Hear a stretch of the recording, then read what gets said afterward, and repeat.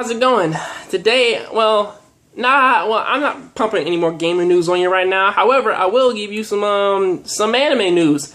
Saw Kill la Kill today, and Kill la Kill, it was pretty interesting.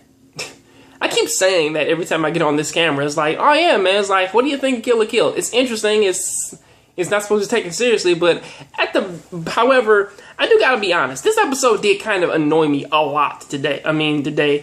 And it wasn't mostly because of the battle with, it wasn't the whole thing of basically what happened to Ryuko and all the stuff that she had to go through. I mean, like, that's all that is pretty normal, and I was kind of expecting that, and I did actually like it because that's something that kind of made it feel like a genuine anime that is now jumping off of its little, like, silly moment. Jumping out of the little silly corner, and they're now being serious, trying to like breathe some basically it's basically the show's way of telling you this is serious time.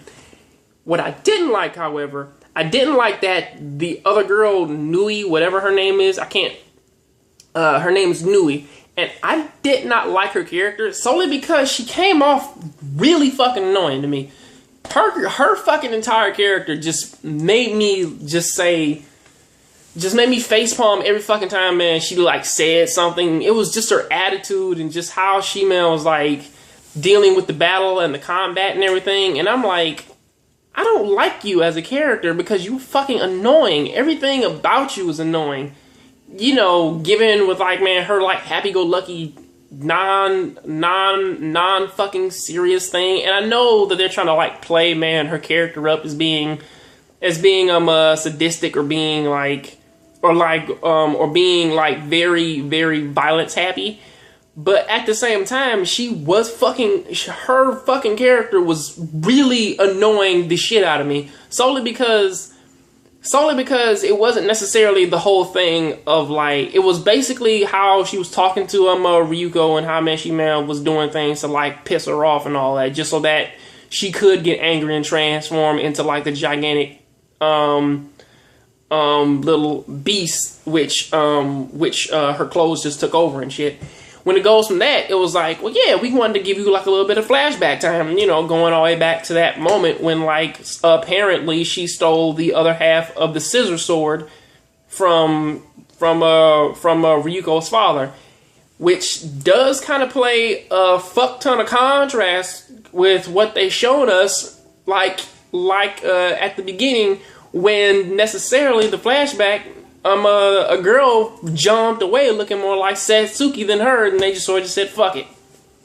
Whatever. However, give or take, with that, it did kind of paint like a good picture for me, because it was like over the time, because it's like over time, throughout this entire episode, it kind of showed how basically every person who that Ryuko has known so far, or at least every character who that showed up in the first season, every single one of them is against Nui, and they're all trying to basically help out Ryuko in some way, shape or form. Especially Satsuki. So same thing with like her teacher and the other dude who had the Uzis and shit. They're all basically, in this episode, it showed that basically every single one of those characters, they are trying, man, to help her in some way, shape, or form, which is something that I kind of wasn't expecting.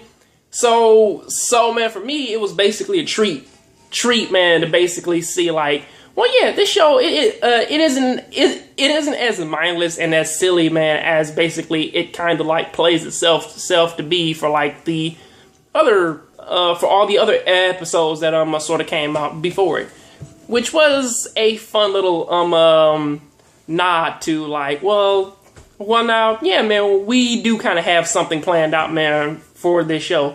Now, with all that said, the villain still kind of pisses me off, and also the whole little moment when Ryuko's friends they all basically try, man, and like snap her out of it, and it's her annoying fucking friend, man, who does it when she keeps slapping her face and shit, and I'm like,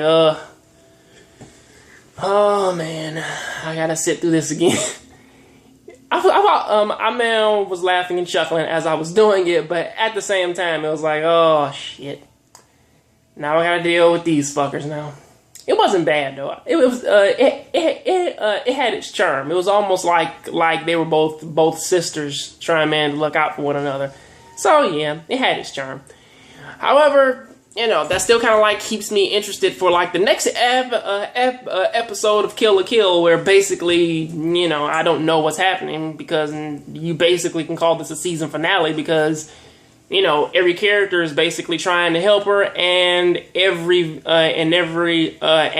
don't have to deal with the Elite Four anymore, especially seeing as that the blind man, he kind of didn't get his chance to fight. I don't like saying his name. He's basically the blind man.